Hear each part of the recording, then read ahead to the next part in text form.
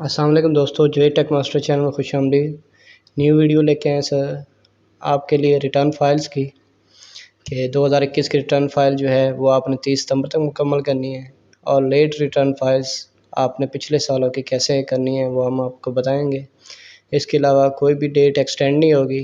30 सितंबर last date है 2021 की file return करने की। अगर आप लेट रिटर्न फाइल करेंगे तो हो सकता है जुर्माना इस दफ़ा बढ़ा दें। पहले 1000 होता था पेनल्टी, अब जो है 5000 हो सकती है।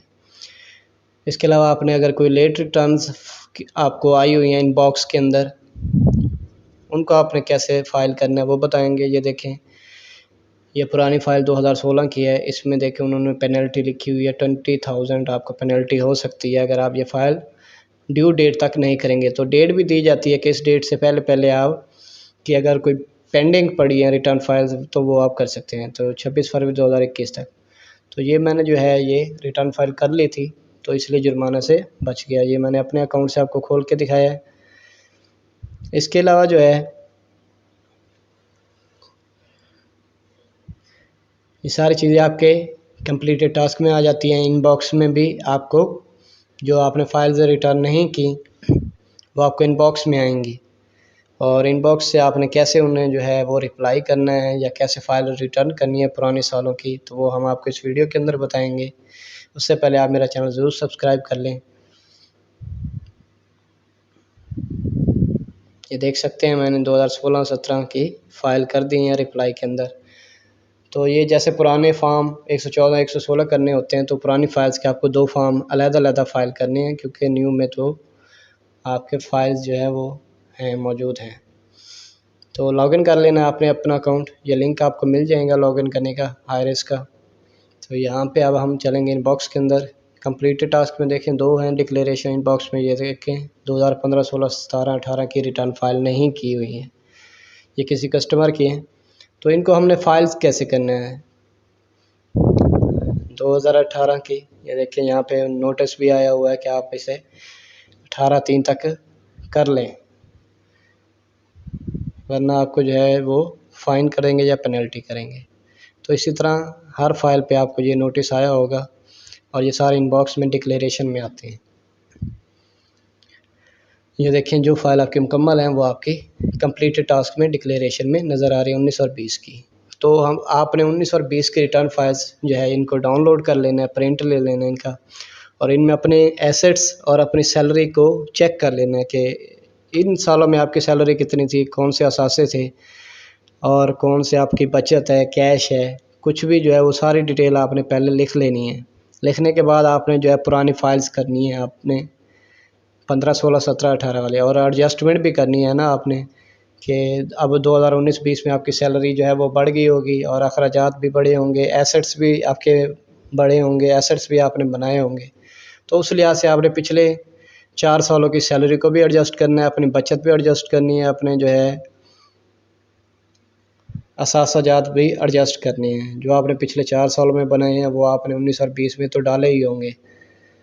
तो ये 19 और 20 की आप फाइल रिटर्न्स आप क्लिक करके इनको प्रिंट ले लें व्यू करके।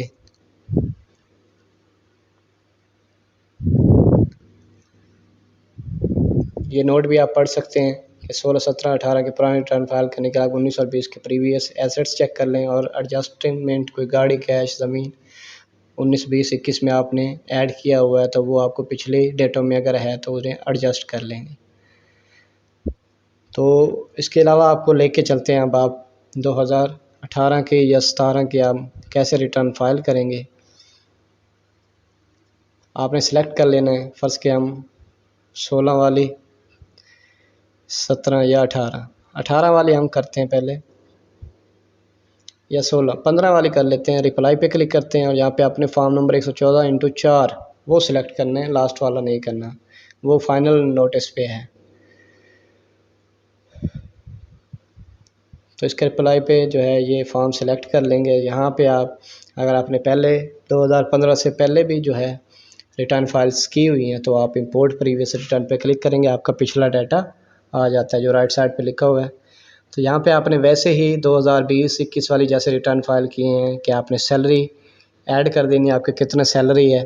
अगर आप बिज़नेस मैन हैं तो आप बिज़नेस में जो है अपने मैन्युफैक्चरिंग ट्रेडिंग आइटम्स में ऐड कर सकते हैं, जो भी है डिटेल्स वगैरह। तो हम सैलरी पर्सन है तो हम 2 लाख सैलरी ऐड कर रहे हैं 2015 में।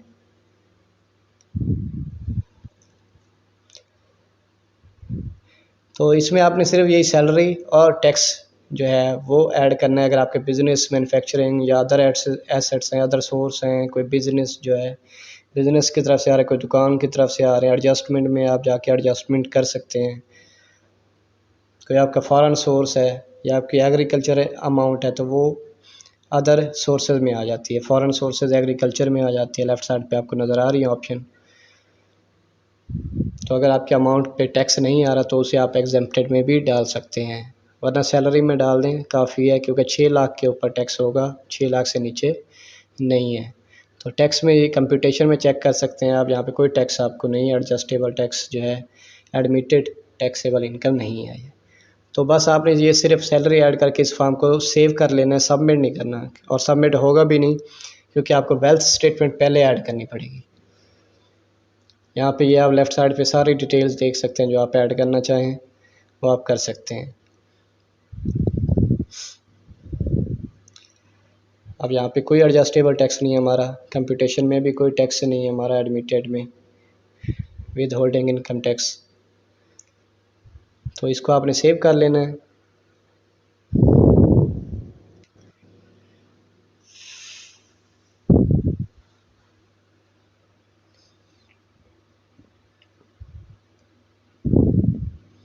सेव करने के बाद आपने इसे सबमिट नहीं करना, बल्कि सबमिट नहीं होगा, आपने सबसे पहले वेल्थ स्टेटमेंट ऐड करनी है, इस साल की वेल्थ स्टेटमेंट बनानी है।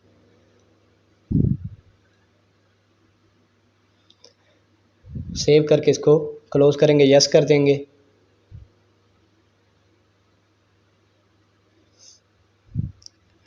ये देखें सबमिट हमने किया था, वो कहता है एसेट्स लायबिलिटीज़ वो सबमिट करें पहले, तो हम इसे क्लोज करके यस कर रहे हैं। तो चल डिक्लेरेशन पे चलते हैं। यहाँ पे आपने जो है वेल्थ स्टेटमेंट्स 116/2 वाला सिलेक्ट करना है, और यहाँ पे पीरियड 2015 का करना है, क्योंकि आप वेल्थ स्टेटमेंट 2015 की ऐड कर रहे हैं। और यहाँ पे आप अपने एक्सपेंसेस एसेट्स वो आपने यहाँ पे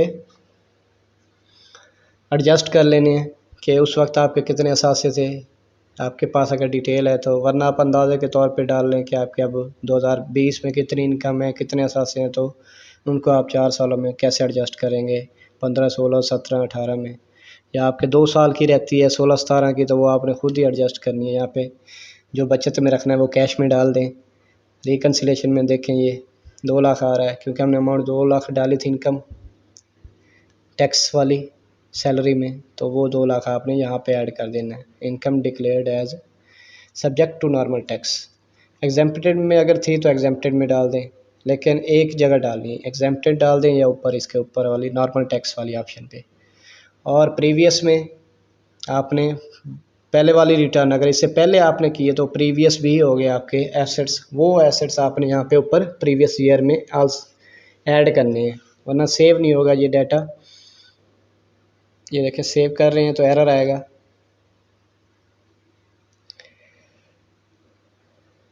ये देखें हम सबमिट कर रहे हैं इसे तो सबमिट नहीं हो रही, वो कहता है कि प्रीवियस ईयर के एसेट्स डालें, चाहे वो ज़ीरो थे या कुछ था आपके पास, तो वो आप यहाँ पे ऐड कर दें। पहली दफ़ा अगर आप रिटर्न कर रहे हैं तो आप प्रीवियस ईयर के एसेट्स बढ़ा सकते हैं, ताकि आगे जाके आपको एडजस्टमेंट करने में आसानी हो।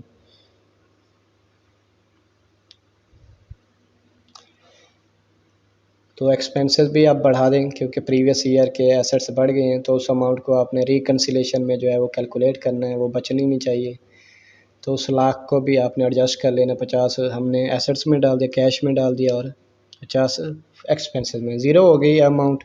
और इसको आप जो सेव करके पहले आप सारी जो है फ़ाइल रिटर्न 2015, 16, 17 की ऐसे ही आपने फ़ाइल करनी है। पहले 114 फॉर्म रिप्लाई में जाके ऐड करना है, फिर आपने जो है 116 फॉर्म वेल्थ स्टेटमेंट ऐड करनी है, और फिर 116 को सेव करने के बाद 114 फॉर्म को सबमिट करना है।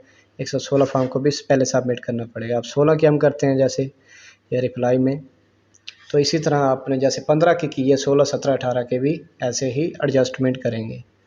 दोस्तों वीडियो अगर आपको कुछ समझ नहीं आती तो आप मुझे कमेंट कर सकते हैं। अगर कुछ आपको यहाँ पे डिटेल समझ नहीं आ रही मुझे आप कमेंट कर सकते हैं, मुझे फेसबुक पे, इंस्टाग्राम पे, यूट्यूब पे, तो मैं आपको ज़रूर जवाब दूंगा। तो ये देखें हमने 2015 की तरह 2016 की भी वेल्थ स्टेटमेंट ऐड कर रहे हैं सारी चीज़ें।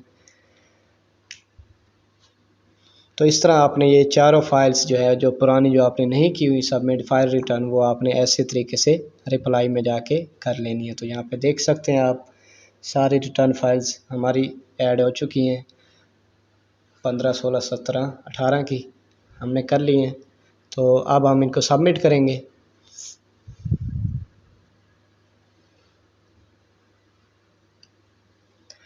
तो पहले वेल्थ स्टेटमेंट को आपने सबमिट करवाना है। ये आपको ये नोट भी सामने लिखा हुआ नज़र आ रहा है, इसको पढ़ लेना है आपने। वेरिफिकेशन पिन कोड भी आपको चाहिए होता है। तो वेल्थ स्टेटमेंट को हम करेंगे सबसे पहले 2015 वाली, इसको एडिट करेंगे और इसको दोबारा चेक करना है, दोबारा कुछ इसमें चेंजिंग करनी है तो कर लें। एक्सपेंसेस आप इकट्ठे भी डाल सकते हैं। तो सबमिट करते हैं, यस।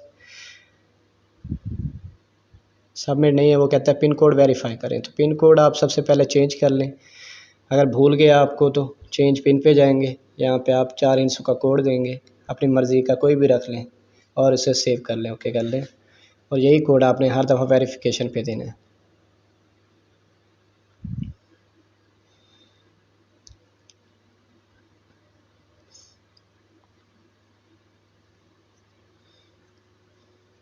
तो सबसे पहले वेरिफिकेशन पे जाएंगे, 4 इंचों का कोड देंगे और वेरीफाई पिन करेंगे।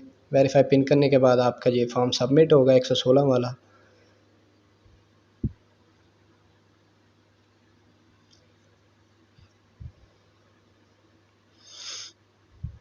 तो हमारा ये 15 वाला सबमिट हो चुका है। अब 114 4 वाला आपने सबमिट करना है वेरिफिकेशन करने के बाद।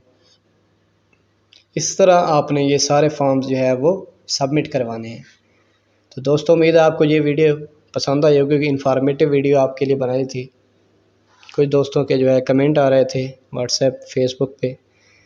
तो अगर इसमें कोई आपको चीज़ समझ नहीं आती या कोई चीज़ मैंने गलत कर दी हो तो वो आप मुझे बता सकते हैं मेरे यूट्यूब में वीडियो के नीचे कमेंट के अंदर। तो मेरा चैनल ज़रूर सब्सक्राइब करें दोस्तों। अल्लाह हाफिज़।